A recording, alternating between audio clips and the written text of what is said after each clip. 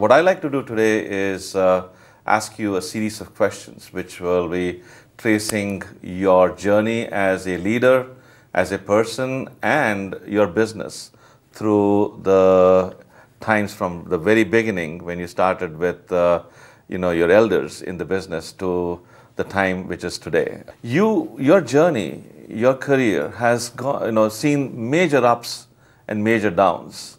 There have been as many troughs as there have been crests.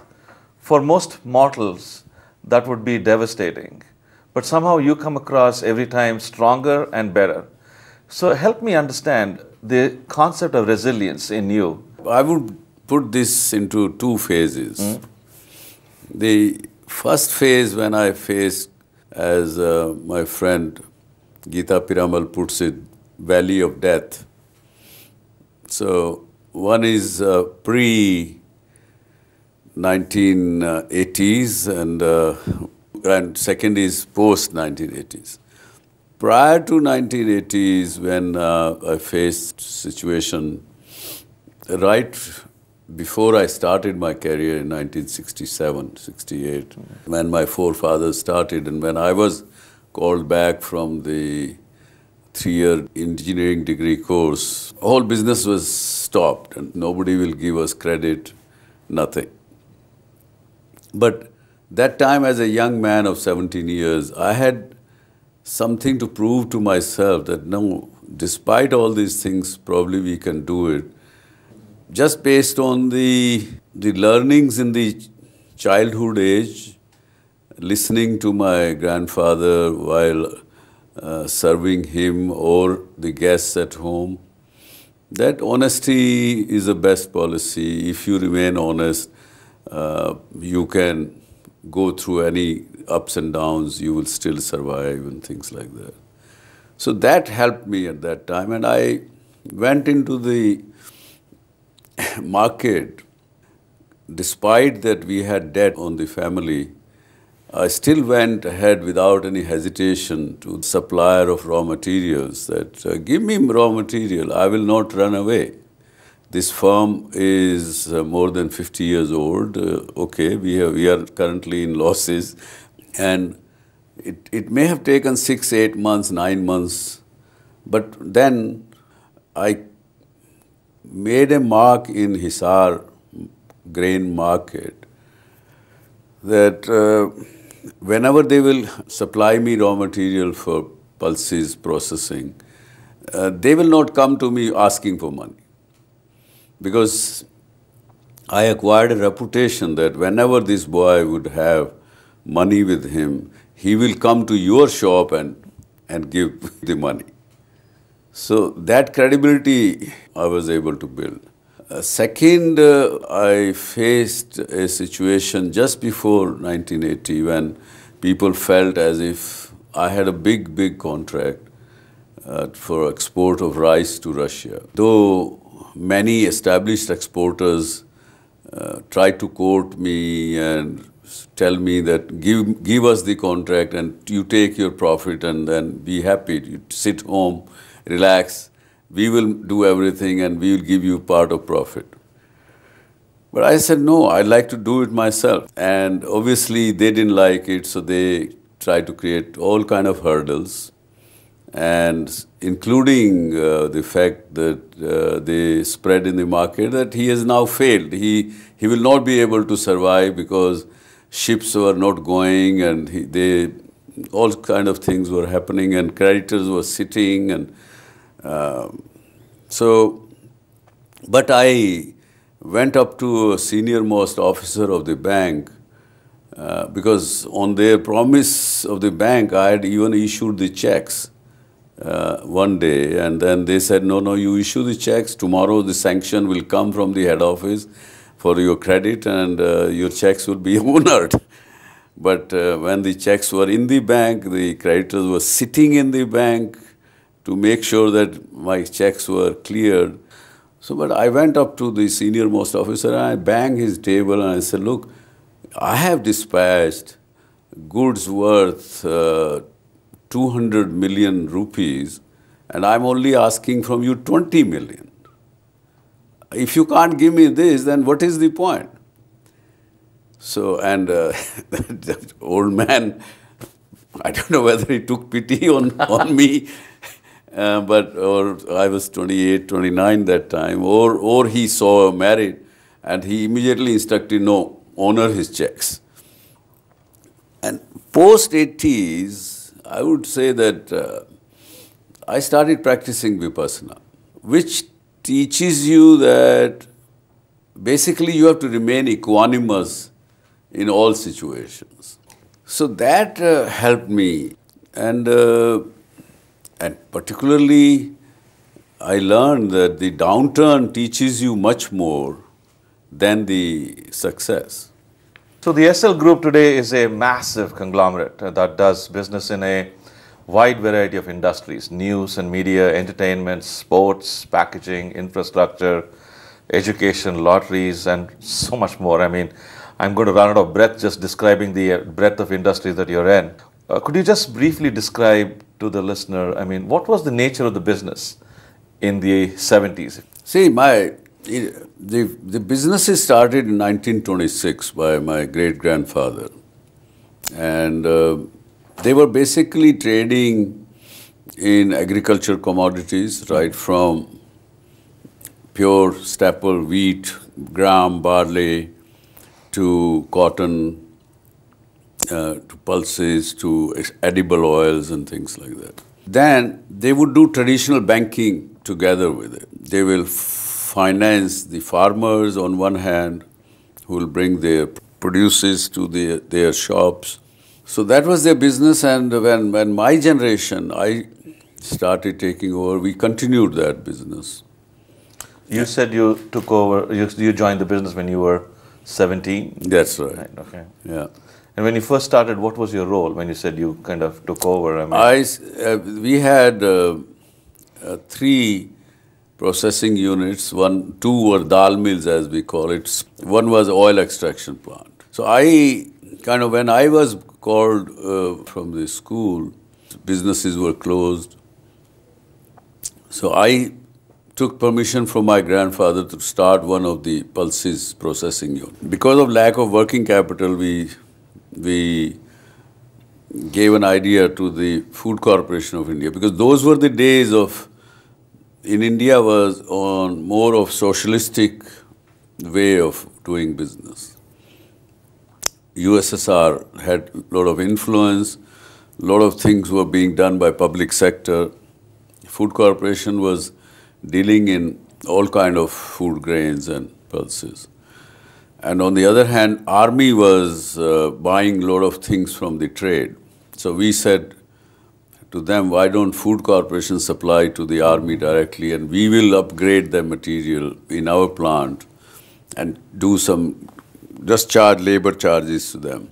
So I shifted to that, and then that brought me to Delhi.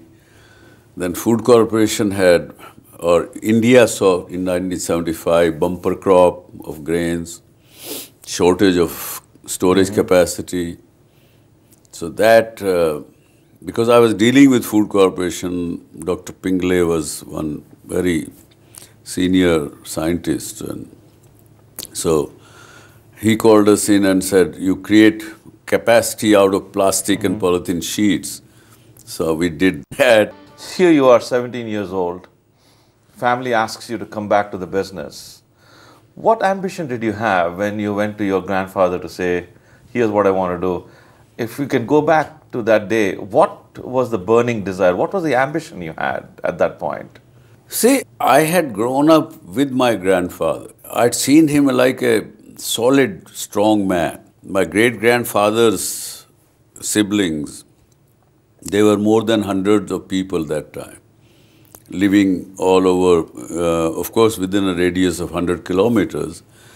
And they will all the time will come to him for various kind of helps, advices, and things like that. So his picture in my mind was of a very strong man. And I started idolizing him in a way. And when I was called back from the school, it wasn't to do business, but It was for that I cannot afford your fee and expenses. That's why I was called back. And one day when I was chatting with him, he kind of virtually, I saw tears in his eyes. And of course, he tried to hide it from me, but I saw it. And that made me determined that I would wipe out this from this man's thing. Wow. Did you tell him that? Much later age, Much yes. later. Yes. Yeah. We both, at that time, we both cried. In this period of your very illustrious career, if you had to pick 2 or 3 key turning points in the late 70s and early 80s, what would you kind of point to, saying that these are the 2 or 3 very important turning points?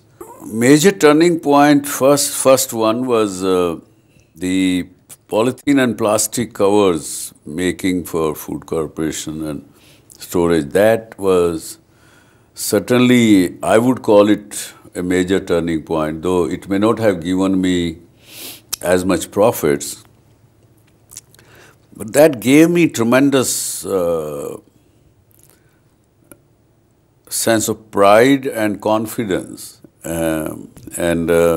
If I would have known how to do the public relation activity for creating capacity for more than 180 million tons of food grains. And I am talking 1975 when I was just 25 years old. Wow. When you took this on, did you have any knowledge of the plastics business? And nothing whatsoever. How did you do it? One was this Dr. Pingle. He was advising, guiding. He saw in me that here is a young fellow who is not hesitant to experiment. Mm-hmm. And of course, you then took some help from some known people who were earlier in the same trade, but they were doing very small business. And I would say that fear of unknown, or I didn't have fear because I didn't know what is in it for me.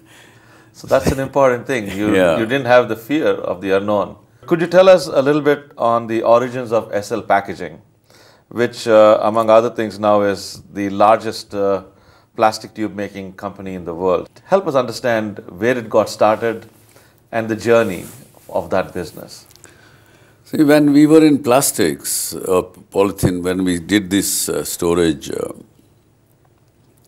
capacity for the grains, one new experiment was done to laminate low-density polythene with high-density polythene and to create fumigation covers for the grain. So that introduced me to some kind of lamination, but that experiment failed. So I had already taken on lease this lamination plant for a couple of years. So what to do with that? And then we started laminating low-density polythene with paper for packaging industry, for packaging of pharmaceutical products. And then one of the exhibition, which was in Germany called Interpack, and I visited that in 1982. I saw this product which used to be called a laminated tube, combination of metal and plastics mainly for toothpaste. So I felt this is a good product which should be tried and brought back to India. That's how it started with 50 million tubes capacity. And today I think, though my youngest brother is handling that unit, that company, and he's done a tremendous job of progressing it. I think more than 8 billion tubes, I think close to 8 billion tubes we produce. 35% of the humanity, when they do brush their teeth in the morning, they use SL-made tubes. This is a global enterprise that you have visualized and created. But when you started it, what was the nature of business in India? How was it to do business in India? I'm trying to connect your global aspirations with your domestic operations here. Yeah, it was again a very horrifying experience. Firstly, I had no experience of putting up in manufacturing unit. Second, was very new to the Mumbai as a commerce capital. Third, your customers base was only 4 of them: Colgate, Procter & Gamble, Unilever, and Jeffrey Manners, all foreign nationals, multinationals. Right.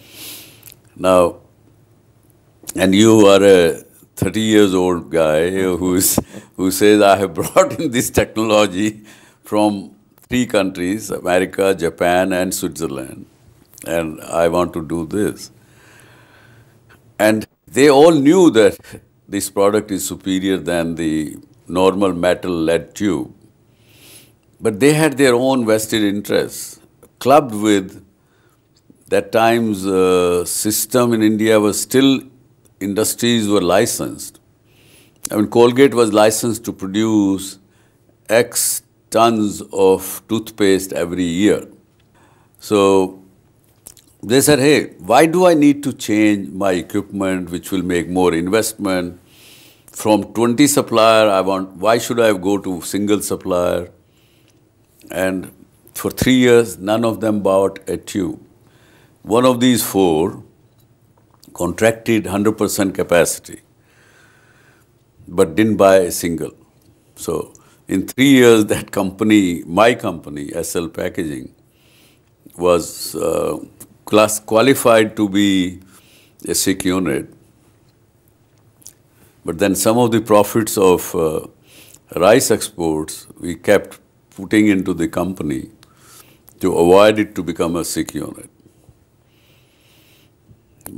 And then a domestic company was coming up to start a new brand of toothpaste. They started using it, which put pressure on all these big boys. And then there was no looking back. Talk a little bit about the merging of SL Packaging with Propak. What were the challenges? What were the risks involved? How did you take care of that, if any?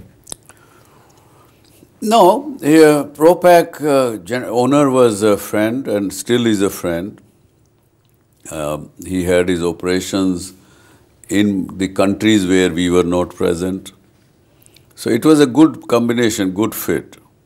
But challenges were only of integration of different nationalities, different people. But we didn't face much challenges in this. You're in packaging. And then you enter leisure and entertainment. It is not a logical step to go from packaging toothpaste to getting into leisure and entertainment. Can you help us understand how that migration took place? Neither the grain trading to packaging was any logic.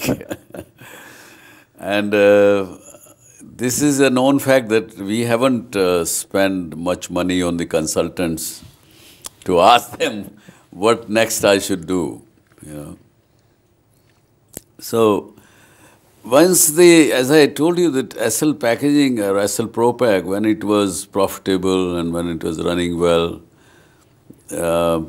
my youngest brother Ashok Goyal was involved with this, and so he fully took over. And I was unemployed, and we had bought a large piece of land in Bombay suburb. And what can be done to that, and what should we do in that property was the question. And it is a kind of defined as no development zone. And in that you could build amusement park, you could build few other things. So amusement park was one thing which had attracted me much earlier when I visited some of these so-called amusement facilities. And so we started working that. And that's where SL World was born. Can you relate back in that time? What do you think was happening around in the Indian context that you think made SL World the success that it is? I mean, was it the right thing at the right time? And if so, why was that the right time to do it? Or did you make it the right time? I wouldn't call it right time, but it was something which one felt that Mumbai as a city, you see, it's an island. And people live in this city, they don't have either the roof or the ground. They are hanging in the flats in between. And hardly any greeneries in Mumbai city. So I think it was combination of all the things because of my unemployment, this land being available, and then when amusement park, we thought, we did a survey also. The SL word name was not because of the group's name was SL, because we designed the 5 phases of this park. We actually did a naming contest in the city, which was participated by more than 30,000 people. And one such name appeared was SL World. So they described entertainment, sports, and science exhibition land. That's how the abbreviation SL was done in this context. What were the principles that you used to put together a team? Because this is a very consumer-oriented business. This is entertainment. It's a different DNA. Help us understand how you put together the team. What I did was I looked around, and there is every year an exhibition or a annual conference, exhibition cum annual conference called IPA. And before we started working on it, I visited that. And there I was looking around who were the people who could help us to set up such a facility. And we picked up 3-4, talked to all 3-4 of them. We chose Blackpool Pleasure Beach of UK as our consultant and architect, so to speak. And they helped us put together. They also, in fact, trained our initial team and managers. Can you talk a little bit about the origins of EIL, SL Infra Projects Limited? Because this company has done projects in over 70 centers in India. Just could you help us understand, because you moved from, now doing a consumer-oriented thing to projects business. This migration has come about mostly if you look at SL Packaging, SL Word, Z, Entertainment, or anything. They are all mostly kind of service industry. And the families were growing. We have, amongst 4 brothers, next generations were growing. So I said we should have some business which is kind of more of annuity kind of business, and should have asset base also. If you look at other things, hardly any assets are being not too much of a capex kind of a thing. And I think somewhere inside me also there is a bug of national interest, if I may say so, which was telling me always that why we are lacking in infrastructure, or whether it is roads or whether it is anything. So why can't we help also build that? So both of the things, and we experimented with roads first, slowly grew that business.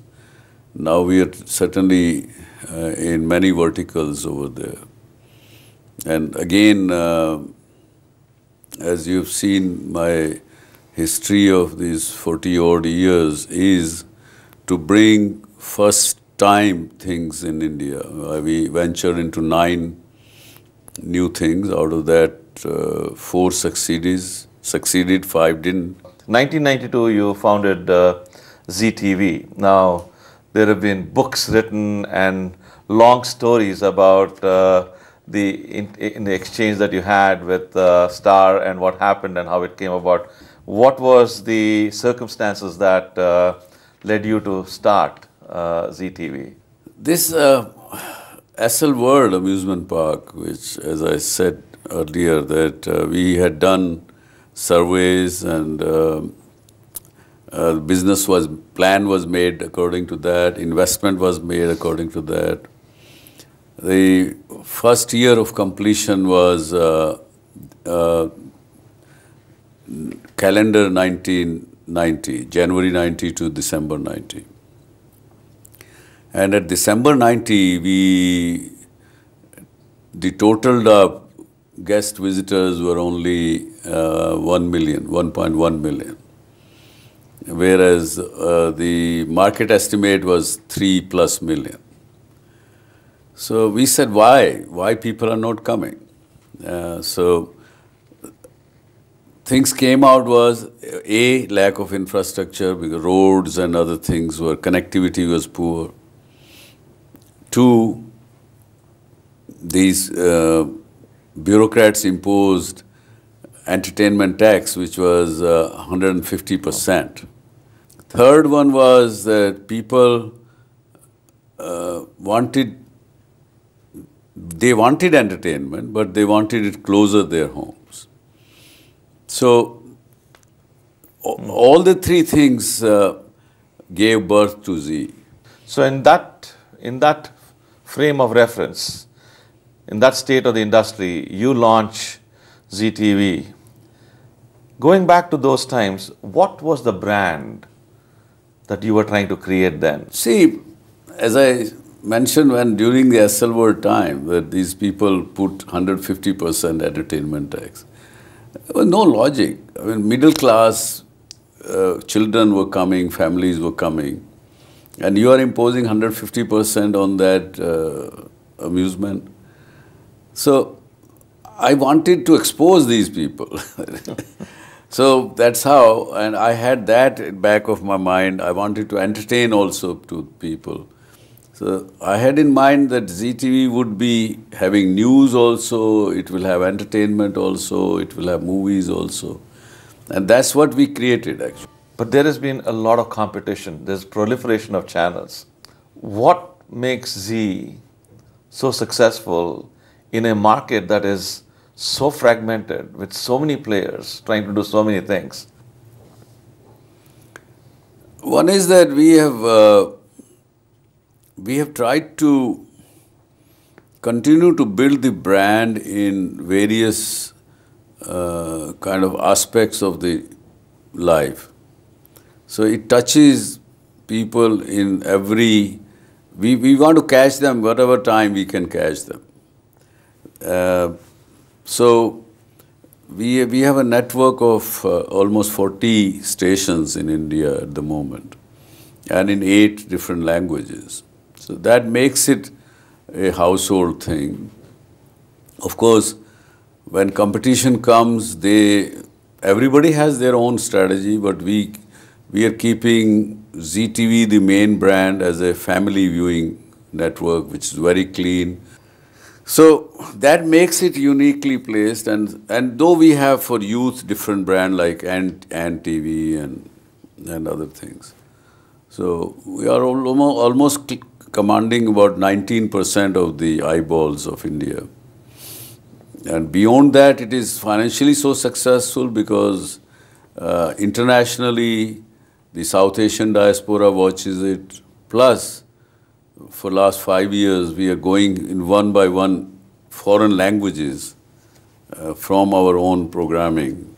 Latest being the German language program or network we launched in Germany. Speaking to your globalization in this industry, can you talk a little bit about which have been the toughest markets to enter, and what have you kind of learned from it that everyone else can benefit from as you enter new markets? Toughest is, of course, the so-called father of market economy, United States of America. I've been struggling there for 6 years with the Health and Wellness Network, Z Living, and I've been able to get only in 40 million homes as against 110 million homes. Difficult to get distribution, difficult to penetrate in that market. How has the news media changed in the time that you've been in the space? First and foremost, Professor, news media in India, particularly television, has so many stations that you cannot even imagine. And I even can't count them. So that apart, but there is a lot of negativism which has creeped into the news in India. Including ours also, partly. But I'm trying to say to my colleagues that let us listen to our consumer what they want. So, listening to them, we are trying to do the course correction. Because I went myself sitting into the houses of the viewers, what do they think of news television? And they told us, you're all sold out. Sab bike hue ho. But at the same time, they said, you are the only hope also we have. So both very drastic contradictions, but so since then we are correcting it. Switching gears, you have your own TV show, Dr. Subhash Chandra channel. I mean, can you help us understand the motivation behind it and why has it been so well received? This is called DSC show. We have a tradition in our family from 90 years, as I'm told, must have been before also, that 10% of the profit you have to give for good causes. 2 years ago, I was sitting with my father in my ancestor home. We were just chatting and he asked me that, are you continuing that tradition? I said, yes, we are doing it. My next generation also is seemingly into it. They will also continue. Just innocuously asked me, what about your experience? I said, experience? वो तो नहीं बांटा तुमने. You didn't share that. I said, yes, वो तो नहीं share किया. वो भी तो, that's also your income. So that was the trigger, and I started thinking and thinking till one day I was in Europe and I saw some motivational show. So I said, let me try this if it works in India. So it was an experiment. We said we will do it 3 months, and if it doesn't work, which was more likely that it will not work. But somehow people are liking it, and it is benefiting people. From when have you been thinking about philanthropy and charitable work? Walk us through your journey on giving. The giving has been in the genes, as I said, that from 90 years the family has been following this tradition of giving 10%. And as a 8-10 years old, I used to sometime total up the books sitting and while learning with the grandfather in the shop.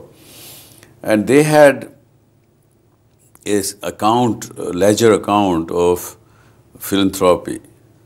So they knew that 10% of this year's profit we have to give. But you don't know in the beginning of the year, and particularly when you are in a trading business, how much profit or loss you will have. But from day one when you are giving, whether 100 rupees or 1,000 rupees or 10,000 rupees, they kept debited on the other debit side. I have not seen any year when the total of the debit was bigger than the credit.